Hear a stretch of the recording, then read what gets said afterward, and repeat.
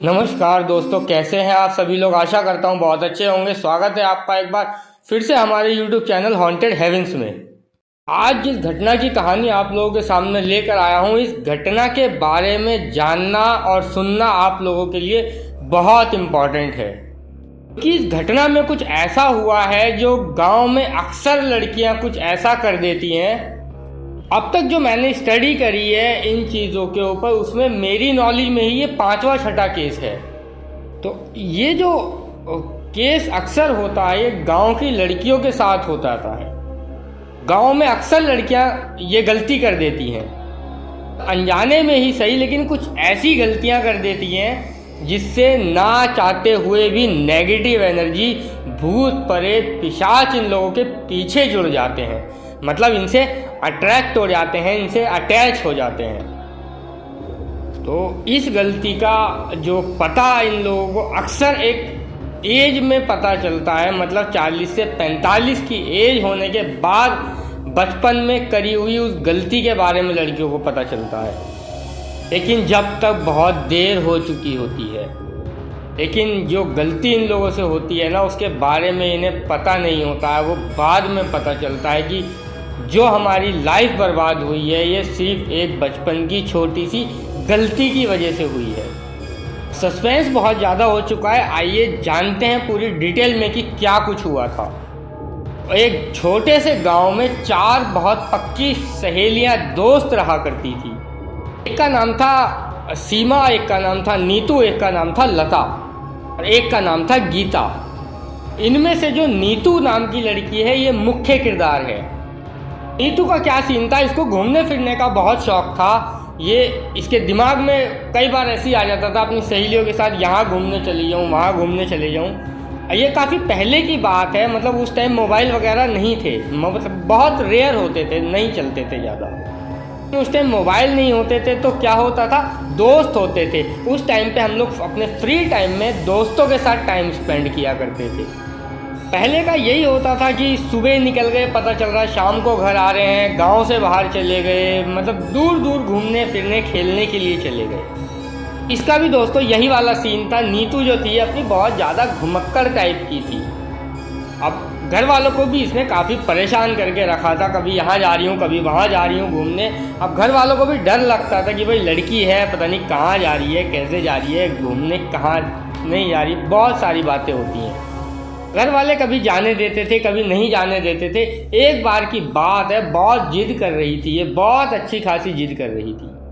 तो इनके घर पे मतलब बोलती है कि हमारे गांव के बाहर थोड़ी चल के जो नहर है, हम 5-6 सहेलियां मिलकर उधर घूमने जाना चाहती हैं, थोड़ा पिकनिक मनाने के लिए। सुबह जल्दी 8-9 बजे करीब जाएंगे और शाम को अंधेरा होने से पहले वापस आ जाएंगे। घर वालों ने मना कर दिया।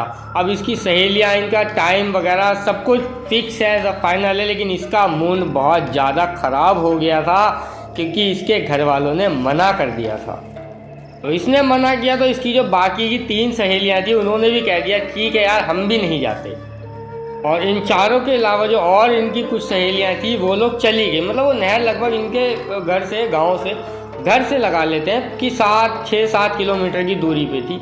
लेकिन पहले का टाइम ऐसा होता था कि बच्चे चले जाते थे इतनी दूर दूर पैदल, ऐसे ही घूमते घूमते। इसका जो था मूड सुबह से ही ख़राब था।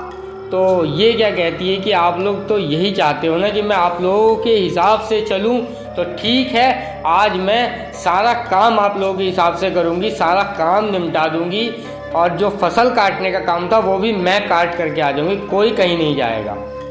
इसकी मम्मी ने मना किया भी, अकेले नहीं जाएगी।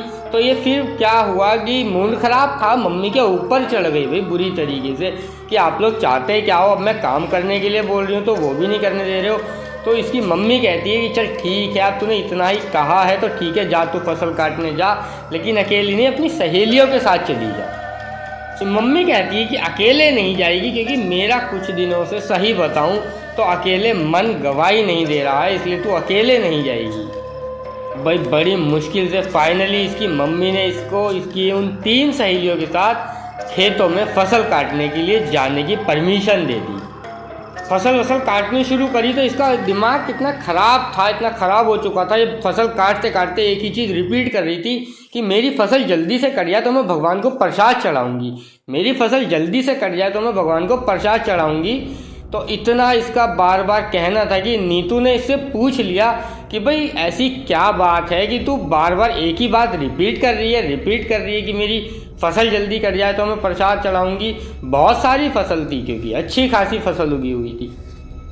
तो ये बोलती है नहीं नहीं, वो कहती है कोई बात नहीं, छोड़, काम ही तो है यार, टाइम तो लगेगा, इतना सारा काम है, इतनी फसल कटनी है। बोलती है नहीं, मैं तो करूँगी ही। और सब कहते हैं ना, ये पीपल का पेड़, वहाँ पर एक पीपल का पेड़ था, तो ये पीपल की पेड़ की तरफ इशारा करके कहती है कि सब कहते हैं ना इस पीपल के पेड़ से जो मांगो वो मिल जाता है, तो ठीक है, मैं इस पीपल के पेड़ से कहती हूँ कि मेरी फसल अभी के अभी कट जाए।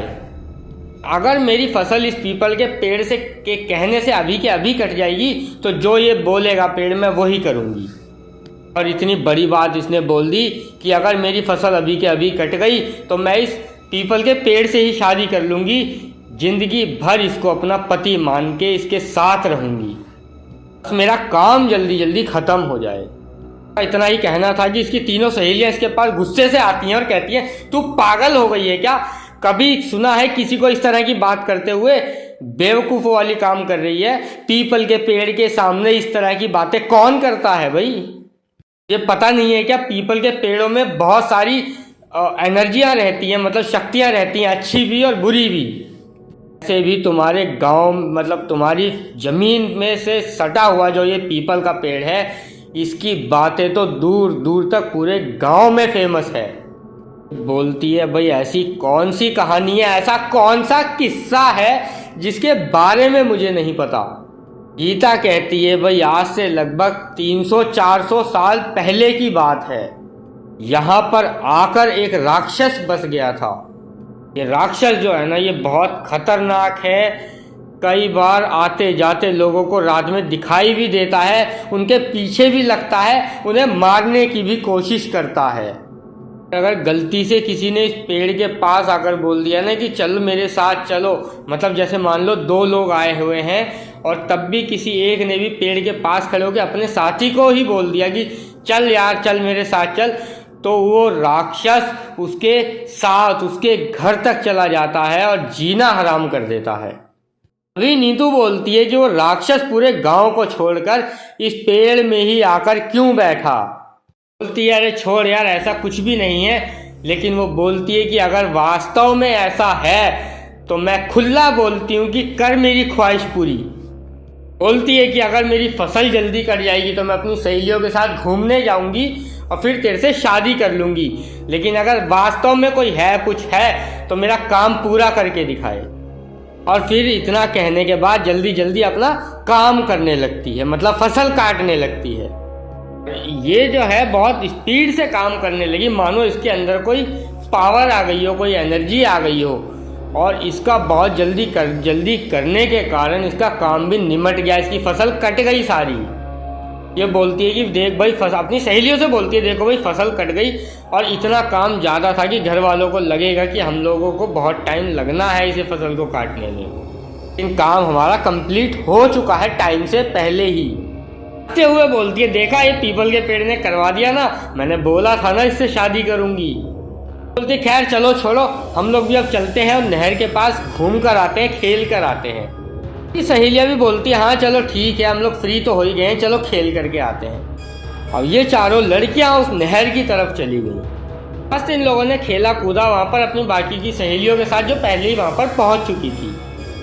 अब इनकी जो सहेलियाँ पहले आई थी वो पहले ही लौट गई थी और अपना खेलना कूदना करके ये चारों बाद में लौट रही थी। शाम को यही लगभग कोई 5-5:30 बजे के आसपास इन चारों ने नहर की तरफ से अपने घर की तरफ, अपने गाँव की तरफ चलना शुरू करा।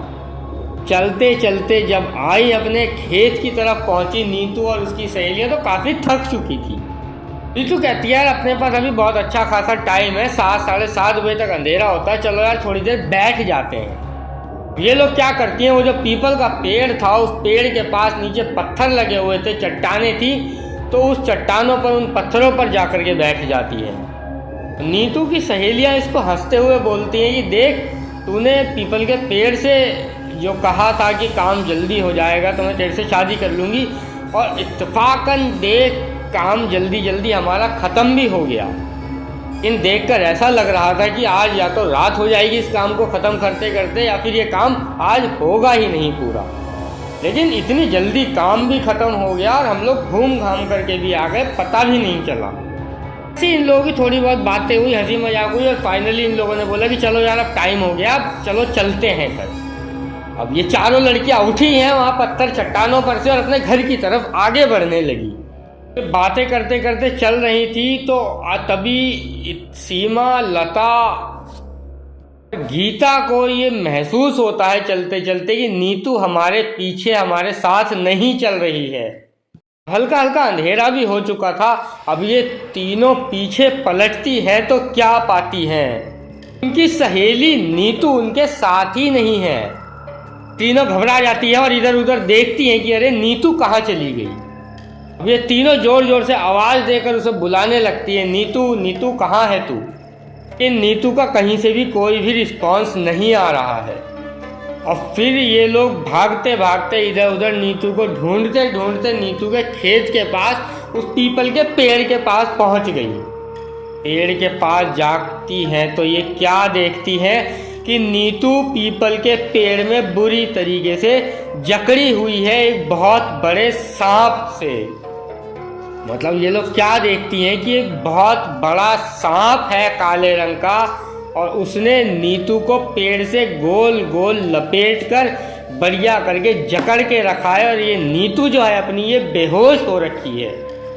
ये सब कुछ देखकर ये तीनों लड़कियां, बच्ची तो है ही, बहुत बुरी तरीके से घबरा गई और रोते हुए गांव की तरफ भागी और जोर जोर से चिल्ला चिल्लाकर पूरे गांव वालों को इकट्ठा कर दिया और बोलती हैं कि जल्दी नीतू के खेत में जो पीपल का पेड़ है वहाँ पर चलो, वहाँ किसी बहुत बड़े सांप ने नीतू को पेड़ से जकड़कर मार दिया है। इन लोगों को तो समझ में नहीं आया था कि वो बेहोश है, तो इनको लगा कि उसको बांध के शायद मार दिया है। अब इनकी बातें सुनकर सब लोग घबरा गए हैं, पूरे गांव के लोग, नीतू के घर वाले भी, सब लोग कोई लाठी डंडा मशाल कुल्हाड़ी जो जिसको मिला लेकर के पेड़ की तरफ आए हैं, खेत की तरफ आए हैं। पीपल के पेड़ की तरफ देखा सबने दूर से ही तो नीतू की सांसें चल रही थी। नीतू की सांस चलती हुई देख करके सभी की जान में जान आई। लेकिन अब इतने बड़े सांप को कोई कैसे हटाए। अब लोगों के बीच में आपस में बातें चलने लगी, भाई कोई सपेरे को बुला के ले आओ, कोई बोलता है उसको बुला लो उसको बुला लो, वो सांप पकड़ता है। इन सब लोग बोलते हैं इतने में बात ही करते रहेंगे, किसी को बुलाते ही रहेंगे, इतनी देर में तो लड़की का दम घुट जाएगा, मर जाएगी वो। तो सांप जो है बहुत बड़ा है, अच्छा खासा, और बुरी तरीके से नीतू को जकड़ के रखा है। तभी इतने में एक बुजुर्ग आदमी कहता है कि अरे भाई अपने एक गांव में एक तांत्रिक रहता है, उसे बुला कर लाओ, क्योंकि मुझे तो ये किस्सा किसी नॉर्मल सांप का नहीं लग रहा है। क्योंकि अगर ये नॉर्मल सांप होता तो इस तरीके से इसको जकड़ के नहीं रखता, अगर अजगर भी होता तो लपेटता, हड्डियां तोड़ता और उसको निगल जाता। अगर कोई नॉर्मल सांप होता तो डस कर काट कर चला गया होता, इसे जकड़ के इसको नहीं रखा होता। हो ना हो ये कुछ और ही चीज़ है, भागो जल्दी जाओ और जाकर तांत्रिक को बुलाकर लेकर आओ। अभी 2-4 बच्चे भागते हुए तांत्रिक बाबा के घर गए। गांव में तांत्रिक बाबा रहा करते थे अकेले अपनी कुटिया में, उनके घर परिवार में कोई भी नहीं था भाई। तांत्रिक बाबा अपने घर से अधिकतर निकला नहीं करते थे, जिन लोगों को कोई परेशानी हुआ करती थी वो बाबा के घर पे ही आया करते थे। लेकिन बच्चों ने जिस तरीके से परेशानी बताई तो तांत्रिक बाबा ने कहा ठीक है भाई चलो खेत की तरफ। तांत्रिक बाबा बच्चों के साथ खेत की तरफ आए हैं और आते साथ ही नज़ारा देखकर वो भी घबरा गए। तांत्रिक बाबा घबराते हुए बोलते हैं तुम लोगों को ये सांप कैसे दिखाई दे रहा है? मुझे तो ये शैतान दिखाई दे रहा है, एक बहुत बड़ा सा शैतान जिसने अपने हाथों से इस लड़की को बुरी तरीके से जकड़ के रखा हुआ है। लोग बोलते हैं तांत्रिक बाबा कैसी बात कर रहे हो, पूरे गांव को दिखाई दे रहा है यार, इतना बड़ा सा सांप है ये। तांत्रिक बाबा कहते हैं कि अगर तुम्हें लगता है सांप है तो भाई छुड़वा लो, जाके 2 लाठी मारो, छोड़ के चला जाएगा। सांप से तुम लोगों को इतना क्या डर लग रहा है? 2 लाठी मारोगे भाग जाएगा डर के।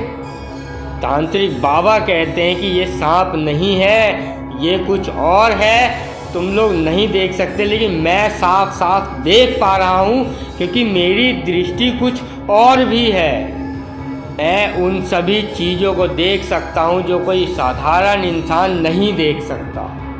मैं साफ साफ देख पा रहा हूँ, ये बहुत भयानक खौफनाक शैतान है। पीपल के पेड़ का राक्षस है जो कि रूप बदल कर आया है और तुम लोगों को सांप दिखाई दे रहा है और लड़की को पकड़ के रख लिया है। तो बाबा चिल्लाकर बोलते हैं, क्यों पकड़कर, क्यों जकड़ कर रखा है इस साधारण लड़की को? अब बिगाड़ा है इस लड़की ने तेरा। गूंजती हुई आवाज सुनाई देती है, मैं इससे शादी करूंगा। और बहुत जोरदार तूफानी हवाएं चलने लगती हैं। सभी गांव वाले बुरी तरीके से घबराने लगते हैं और जो बच्चे खड़े हुए थे वो भी सब रोने लगते हैं। वहां से आवाज आ रही थी कि मैं इससे शादी करके रहूंगा। फिर से आवाज रिपीट होकर सुनाई देती है और इतनी आवाज आने के बाद बच्चे लोग घबराकर वहां से भाग जाते हैं। जो बड़े बूढ़े लोग थे वो घबराकर बेहोश हो करके गिर रहे थे। भाई ये सब क्या चल रहा है? तांत्रिक बाबा तभी बोलते हैं कि ऐसा कैसे हो सकता है, मैं ऐसा नहीं होने दूंगा। तूने कैसे कैसे इस लड़की को जकड़ के रख लिया? दोबारा गूंजती हुई आवाज आती है कि इसी लड़की ने कहा था कि मैं तेरे से शादी करूंगी, और ये लड़की मुझसे बिना शादी किए ही जाने लगी थी। अब शादी करूंगा और अगर नहीं करेगी तो इसे जान से मार दूंगा, इसे ख़त्म कर दूंगा अभी के अभी।